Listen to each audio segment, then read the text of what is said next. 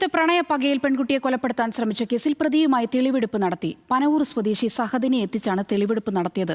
ആക്രമണ സമയത്ത് ഉപയോഗിച്ച രക്തം പുരണ്ട ഷർട്ട് കണ്ടെത്തി. വിവരങ്ങളുമായി ഹാൻസ് ജോൺ ചേരുന്നുണ്ട്.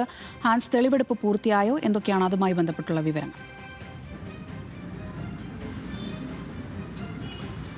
സോന, ഈ കേസുമായി ബന്ധപ്പെട്ട് ഇപ്പോൾ പ്രതി പനവൂർ സ്വദേശിയായിട്ടുള്ള സഹദുമായിട്ടുള്ള തെളിവെടുപ്പ് പൂർത്തിയായിട്ടുണ്ട് എന്നാണ് പോലീസ് പറയുന്നത്. പ്രാഥമിക ഘട്ടം എന്നുള്ള നിലയിലുള്ള തെളിവെടുപ്പാണ് ഇന്ന് നടന്നത്. ഇന്നലെ ഈ സംഭവം നടന്നതിന് ശേഷം ഈ പെൺകുട്ടി താമസിക്കുന്ന വെമ്പായം കന്യാകുളങ്ങരയിൽ വെച്ചിട്ടാണ് ഈ പെൺകുട്ടിയെ യുവാവ് കുത്തി പരിക്കേൽപ്പിക്കുന്നത്. അതിനുശേഷം കണിയാപുരം എന്ന സ്ഥലത്തേക്ക് പ്രതി രക്ഷപ്പെട്ടിരുന്നു.